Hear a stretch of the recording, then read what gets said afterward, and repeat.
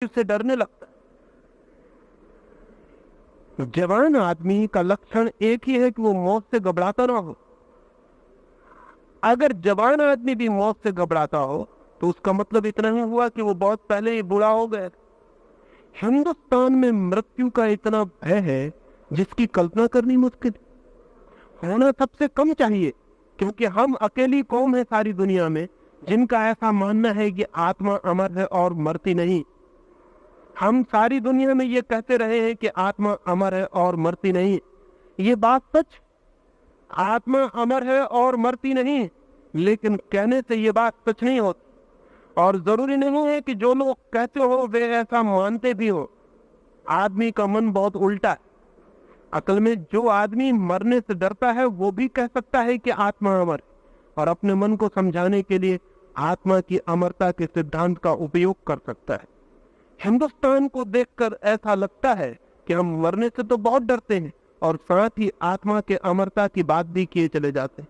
अक्सर ऐसा होता है कि बूढ़ा आदमी मंदिर में बैठकर आत्मा के अमरता का शास्त्र पढ़ने लगता है।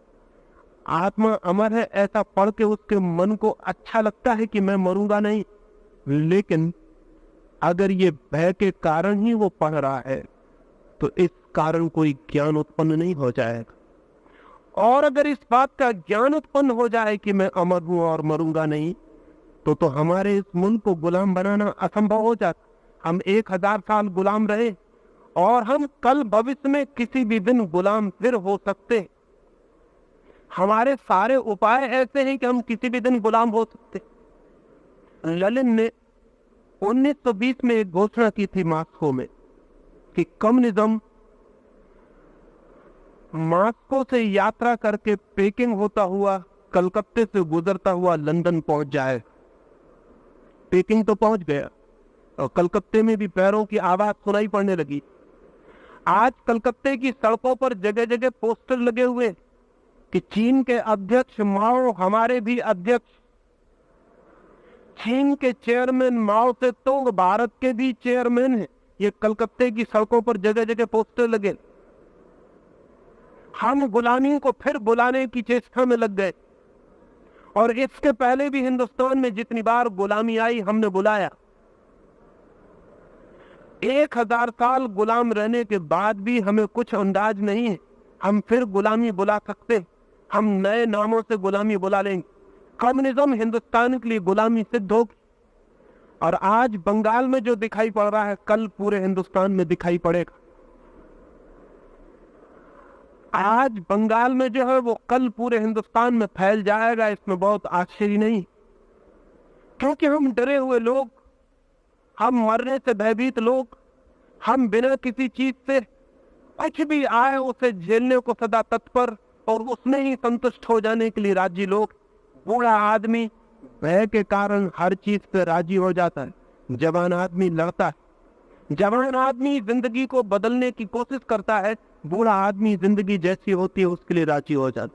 बूढ़ा आदमी कहता है सब भाग्य, जवान आदमी कहता है भाग्य हमारे श्रम के अतिरिक्त और कुछ भी नहीं। बूढ़ा आदमी कहता है जो भी कर रहा है भगवान कर रहा है, जवान आदमी कहता है जो भी हम करेंगे भगवान का आशीर्वाद उसे उपलब्ध होगा। जवान आदमी एक संघर्ष और बूढ़ा आदमी एक संतोष, एक सेटिस्फैक्शन। अगर गुलामी आ जाए तो उससे भी संतोष कर लेंगे, गरीबी आ जाए उससे भी संतोष कर लेंगे, जो भी हो जाए उससे हम संतुष्ट हो जाएंगे। संतुष्ट अगर हमने होने की आदत नहीं बदली तो इस मुल्क को भविष्य में और भी महा अंधकार देखने के क्षण आ सकते। मैं अभी बंगाल में था, तो बंगाल में जो मुझे दिखाई पड़ा, चाहता हूं पूरे मुल्क के एक एक युवक को कह दूं कि वो गुलामी को निमंत्रण, और बंगाल राजी हो जाएगा। बंगाल में 10-25 आदमी अगर एक सड़क पर एक पुलिस वाले की हत्या कर रहे हैं तो पूरे लोग अपने दरवाजे बंद करके बैठ रहेंगे। वे भीतर बैठ के इस बात की निंदा करेंगे कि बहुत बुरा हो रहा है, लेकिन उस बुरे के खिलाफ लड़ने बाहर नहीं निकलेंगे। अगर एक बस में आग लगाई जा रही तो यात्री बस में चलने वाले उतर के नीचे खड़े हो जाएंगे और खड़े होकर चर्चा करेंगे बहुत बुरा हो रहा है, लेकिन कोई उन आग लगाने वाले 5 आदमियों को रोकने की हिम्मत नहीं जुटाएगा। इतनी कायर कौम कैसे जवान हो सकती, इतना कमजोर चित्त कैसे जवान हो। पूरा बंगाल देखता रहेगा, थोड़े से लोग बेवकूफियां करेंगे और पूरा बंगाल झुक जाएगा, और आज नहीं कल पूरा हिंदुस्तान झुक जाएगा। 2 लाख आदमियों की बस्ती में 200 आदमी कुछ भी करना चाहे तो 2 लाख की बस्ती झुक जाएगी और राजी हो जाएगी। हिंदुस्तान पर चीन का हमला हुआ तो सारा हिंदुस्तान कविता करने लगा था, आपको भी पता होगा। सारा हिंदुस्तान कहने लगा था कि हम सोए हुए शेर हैं, हमें छेड़ो मत। तो मैंने कई कवियों से पूछा कि शेरों ने कभी भी नहीं कहा है कि हम सोए हुए शेर हैं, हमें छेड़ो मत। छेड़ो और पता चल जाता है कि शेर है या नहीं। कविताएं करने की जरूरत नहीं होती, लेकिन पूरे हिंदुस्तान ने कविताएं की, जगह जगह कवि सम्मेलन हुए, लोगों ने तालियां बजाई, और जिन लोगों ने कविताएं की कोई को पद्मश्री की उपाधि मिल गई, कोई राष्ट्र कवि हो गया, किसी को राष्ट्रपति ने स्वर्ण पदक भेंट कर दिए, और चीन हिंदुस्तान की जमीन दबा के बैठ गया, और वो सोए हुए शेर तब फिर वापस कविता करके सो गए। उनका कुछ भी पता नहीं चला कि वो कहां चले गए।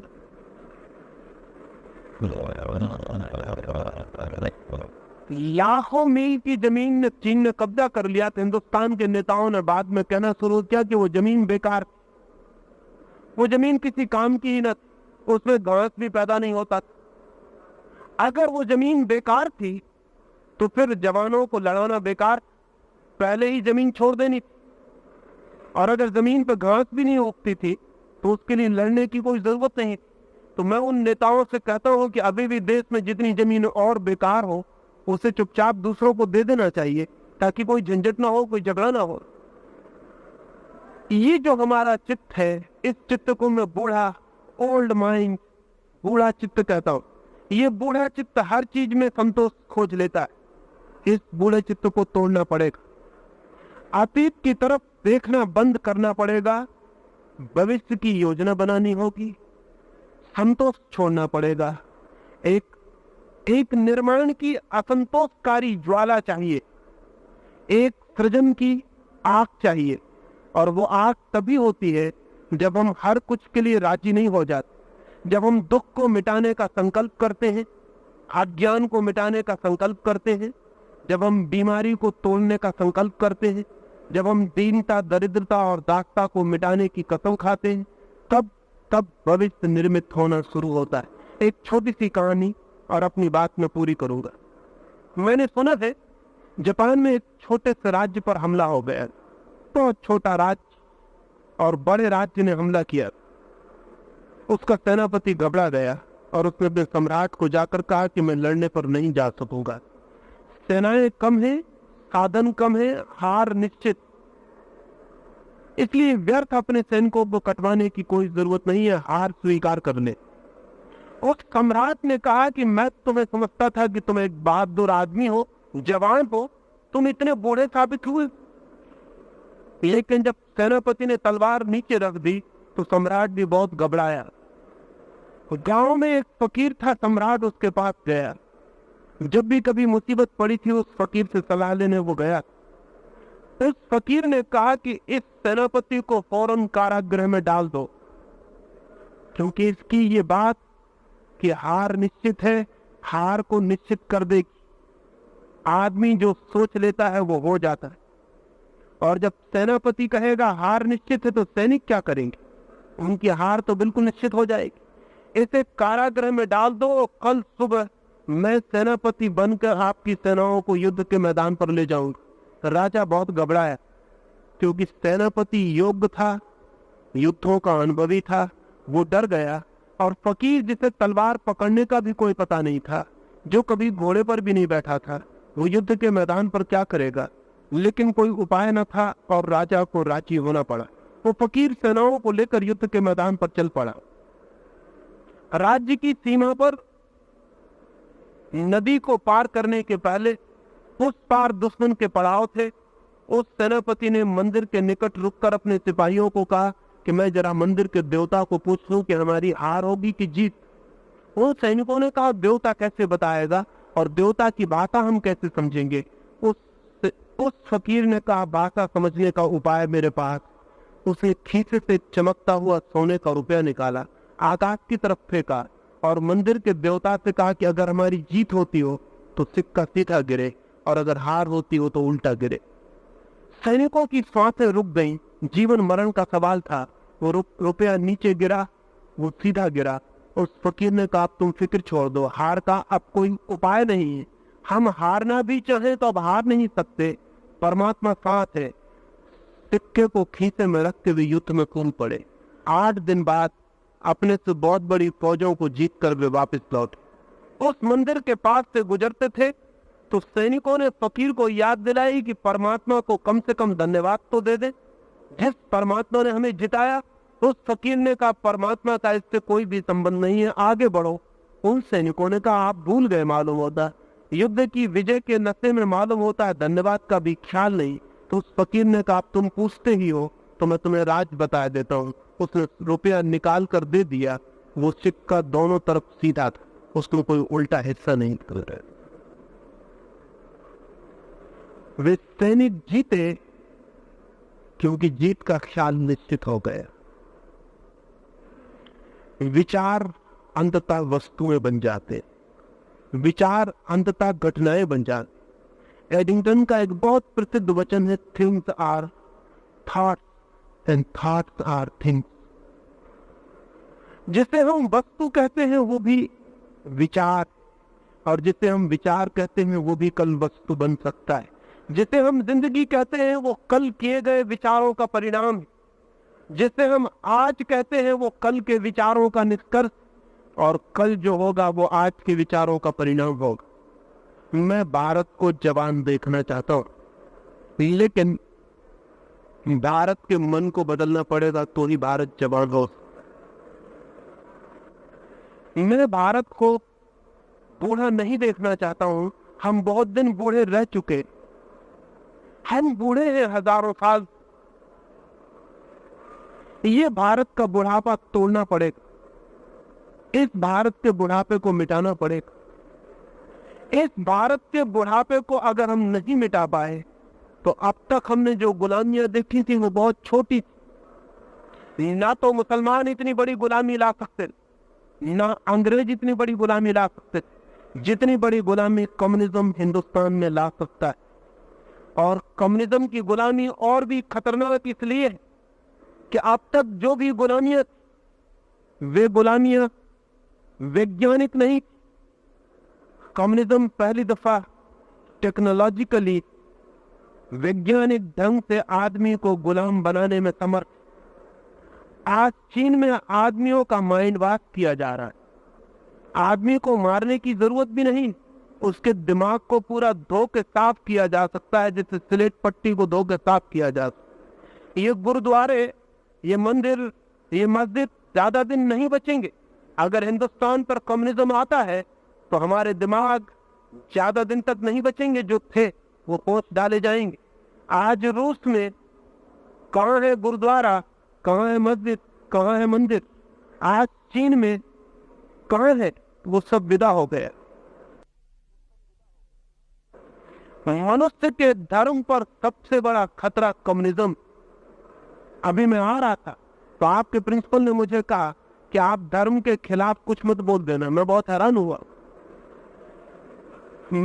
हैरान हुआ कि अगर एक धार्मिक व्यक्ति धर्म के खिलाफ कुछ बोलेगा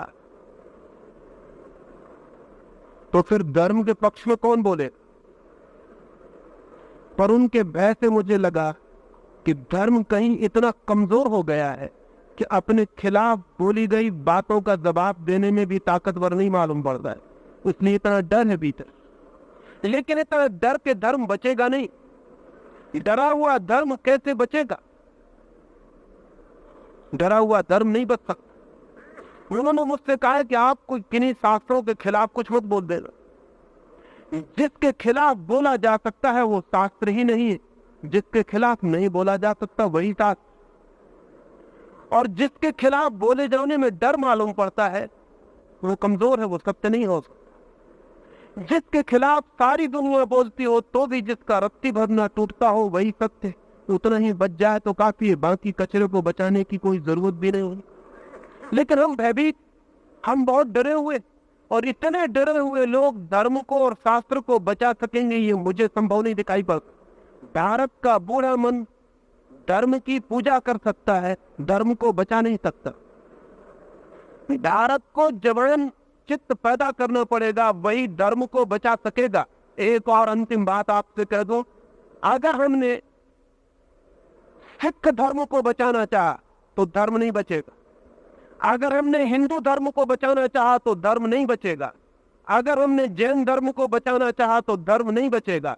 अगर हमने मुसलमान धर्म को बचाना चाहा तो धर्म नहीं बचेगा। अगर हमने धर्म को बचाना चाहा तो धर्म बच सकता है। असल में जब हम धर्मों को 50 हिस्सों में तोड़ देते हैं तो अधर्म से लड़ने की ताकत कम हो जाती। अधर्म से लड़ेगा कौन? धर्म आपस में लड़ते हैं, मंदिर मस्जिद लड़ते हैं। कम्युनिज्म से कौन लड़ेगा? हिंदू मुसलमान लड़ते हैं, हिंदू सिख लड़ते हैं, हिंदू जैन लड़ते हैं। आज भी चीन में बौद्धों का मठ गिराया जा रहा है, मुसलमानों की मस्जिद गिराई जा रही है, ईसाइयों का चर्च तोड़ा जा रहा है, फिर भी बौद्ध ईसाई के खिलाफ बोले चले जाते हैं, ईसाई मुसलमान के खिलाफ बोले चले जाते हैं, मुसलमान बौद्धों के खिलाफ बोला चला जाता है। ये धार्मिक आदमी है या पागल हो गए लोग? अगर धर्म को दुनिया में बचाना है तो धर्म को बचाने की तैयारी करनी पड़ेगी, छोटे छोटे मोह छोड़ने पड़ेंगे। मेरा धर्म नहीं बचेगा। अब धर्म बच सकता है, और धर्म तभी बच सकता है जब धर्म आपस में लड़ने का पागलपन बंद कर दे। अन्यथा धर्म आपस में लड़ते हैं और अधर्म की तो कोई लड़ाई अधर्म से नहीं होती। ये कितने मजे की बात कि दुनिया में धर्म 350 और अधर्म 1। अधर्म का कोई विभाजन नहीं है और धर्म के इतने विभाजन। विभाजित धर्म बच नहीं सकेगा, अविभाजित धर्म बच सकता है। चाहे हिंदू हो, चाहे सिख, चाहे मुसलमान, चाहे जैन। अगर हम धर्म को बचाना चाहते हो तो कम्युनिज्म से टक्कर ली जा सकती, और अगर हमने अपने छोटे छोटे धर्मों को बचाने की कोशिश की तो ये सब डूब जाएंगे और अधर्म जीतेगा। अगर हम सत्य को बचाना चाहते हो तो हमें मेरे का आग्रह छोड़ देना चाहिए। अगर हम सत्य को बचाना चाहते हो तो हमें छोटी छोटी दीवारों का मोह छोड़ देना चाहिए, लेकिन वो मोह हमारा नहीं छूटता। बूढ़े मन के मोह बड़ी मुश्किल से छूटते। इसलिए मैंने ये थोड़ी सी बातें कही। भारत का चित्त यदि जवान हो सके तो भारत के लिए एक स्वर्णमय भविष्य पैदा किया जा सकता है। अगर भारत का चित्त बूढ़ा रहा तो भविष्य एक मरघट होगा, एक कब्रिस्तान होगा, भविष्य एक जीवित जीवन नहीं हो सकता है। मैंने ये थोड़ी सी बातें कही, मेरी बातों को मान लेना जरूरी नहीं है, क्योंकि केवल वे ही लोग अपनी बातों को मानने पर जोर देते हैं जिनकी बातें कमजोर होती हैं। मैं आपको सिर्फ इतना ही कहूंगा कि मेरी बातों को सोचना, अगर उनमें कोई सच्चाई होगी तो वो सच्चाई आपको मनवा लेगी, और अगर वे असत्य होंगी तो अपने आप गिर जाएंगी। मेरी बातों को मानने की कोई भी जरूरत नहीं है, मेरी बातों को सोच लेना काफी है।